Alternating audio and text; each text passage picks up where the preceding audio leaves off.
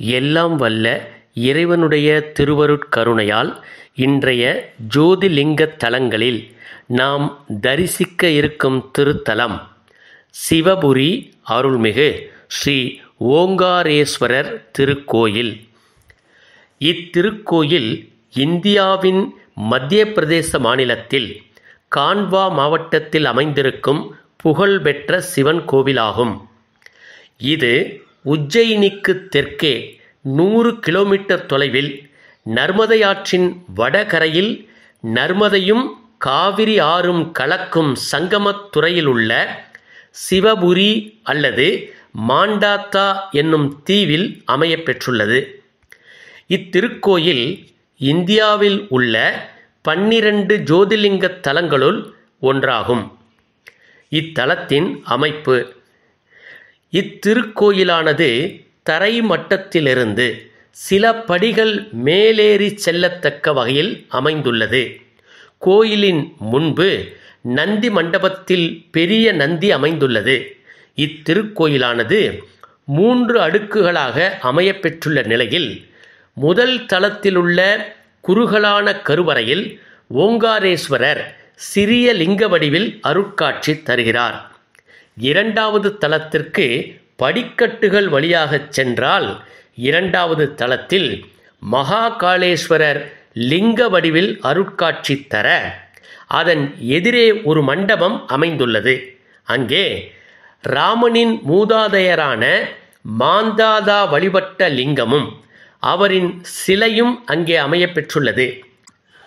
மூன்றாவது தளத்தில் சிவபெருமான் சித்தீஸ்வர லிங்கமாக நமக்கு அருட்காட்சி தருகிறார். இத்தலத்தின் வரலாறு: ஒரு காலத்தில் விந்திய மலையானது ஓங்கார ரூபமான யந்திரம் ஒன்றை வரைந்து அதில் மணலால் பிடிக்கப்பெற்ற சிவலிங்கத்தை வைத்து சிவபெருமானின் அருளை வேண்டி கடும் தவம் மேற்கொள்ள சிவபெருமான் அதன் தவத்தைக் கண்டு மகிழ்ந்து அந்த மலையின் முன்பு ஓம்காரேஸ்வரர் மற்றும் அமரேஸ்வரர் ஆகிய 2 வடிவங்களில் தோன்றியதாக நம்பப்படுகிறது. ஓம் என்ற வடிவில் மண் திட்டாக இந்த தீவு தோன்றியதால் ஓங்காரேஸ்வரர் என்று இத்தலத்து இறைவன் அழைக்கப் பெறுகிறார். இத்தலத்தில் பார்வதி தேவிக்கும் 5 முகமுடைய விநாயகப் பெருமானுக்கும் தனித்தனி சந்நிதிகள் அமையப்பெற்றுள்ளன.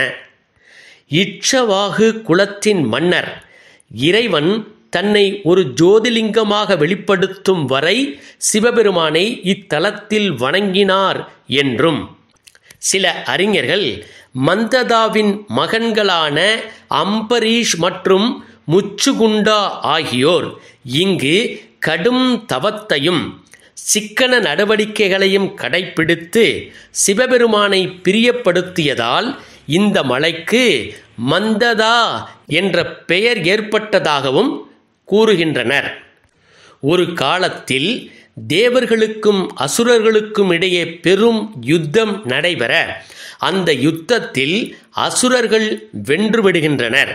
இதனால் தேவர்களுக்கு பெரிய பின்னடைவு ஏற்பட தேவர்கள் சிவபெருமானிடம் பிரார்த்தனை செய்ய அவர்களின் பிரார்த்தனையால் மகிழ்ச்சி அடைந்த சிவபெருமான் ஓம்காரேஸ்வரராக ஜோதிலிங்க வடிவில் வெளிப்பட்டு அசுரர்களை அழித்ததாக தல வரலாறு கூறுகிறது. இத்தலத்தின் சிறப்புகள்: பார்வதி தேவி இத்திருத்தலத்தில் ஓய்வெடுப்பதாக புராணங்கள் கூறுகின்றன. எனவே ஜோதிலிங்கம் அமையப்பெற்றுள்ள பிரதான கோயிலின் சயன ஆரத்தி அதிகபட்ச பக்தர்களை ஈர்க்கிறது என்றால் அது மிகையாகாது. இந்து புராணங்களின்படி ஒருவர் எந்த ஒரு நேர்மறை சக்தி மூலத்தை சுற்றி வந்தாலும் அதே நேர்மறை சக்தியின் அதிர்வுகளால் அவர் மென்மையாக காணப்படுவார். புனிதப்படுத்தப்பட்ட ஓம்காரேஸ்வரர் ஆலயத்தை சுற்றி வருவது அதிர்ஷ்டத்தை தரும் என்பதும் புனித பரிக்கிராமத்தை மேற்கொள்பவர்கள் அனைத்து பாவங்களிலிருந்தும் விடுபடுவார்கள் என்பதும் பிரபலமான நம்பிக்கையாக இங்கே அமையப்பெற்றுள்ளது. ஆதிசங்கரர் தன் குருவான கோவிந்த பகவத் பாதரை சந்தித்த குகையானது இத்தலத்தின் ஒரு பகுதியில் அமையப்பெற்றுள்ளது. இந்த குகையில் ஆதிசங்கரால் நிறுவப்பட்ட லிங்கத்தை கொண்ட கோயிலும் இங்கே அமைந்துள்ளது என்பது குறிப்பிடத்தக்கது.